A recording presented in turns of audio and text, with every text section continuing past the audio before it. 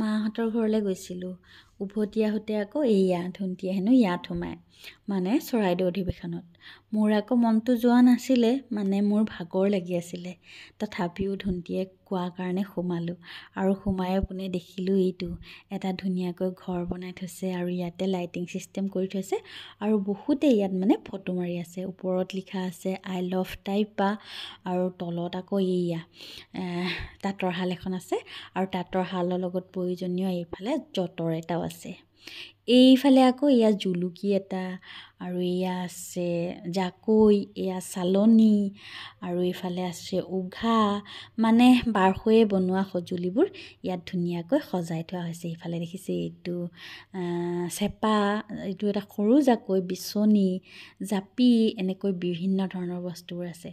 আগতেতো এইবোৰ দৈনন্দিন জীৱনত আমাৰ অসমীয়া সমাজত ব্যৱহাৰ হৈয়ে আছিলে, আজিকালিহে হেৰাই গৈছে। আৰু ইয়াতে ভাবিলোঁ ফটো একপি মাৰি লওঁ বুলি চুলিখিনি মেলি লৈছোঁ মই। আৰু এয়া দেখিছেনে, ইয়াত আকৌ বিভিন্ন ধৰণৰ কিতাপ এনেকৈ ৰাখি থৈছে, ধুনীয়া ধুনীয়া কিতাপবোৰ। ইতিহাসে সোঁৱৰা ৬০০টা বছৰ, এইখন কিতাপ কিন্তু মোৰ ওচৰত আছে।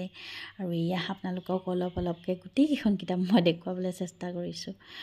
আৰু এইফালে দেখিছেনে, এয়া অধিৱেশনৰ যিখন পোষ্টাৰ সেইখন আছে।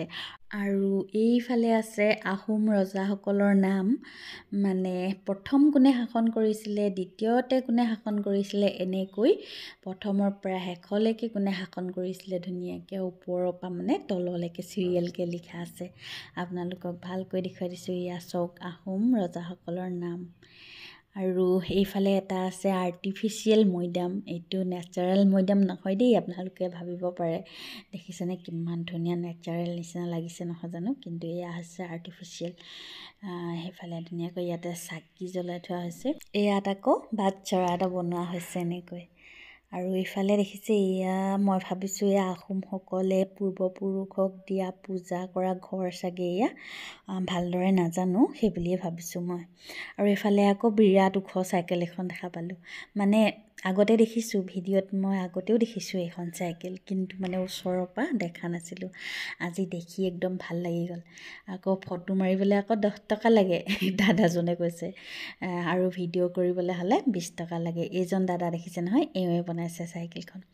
সিখন চাইকেলত উঠিব নোৱাৰিলোঁ, বিৰাট ওখ, কিন্তু এখন দেখিছেনে, এইখনত কিন্তু বোলো উঠি চাওঁ। এনেকৈ উঠি এপাক চলায়ো চালোঁ।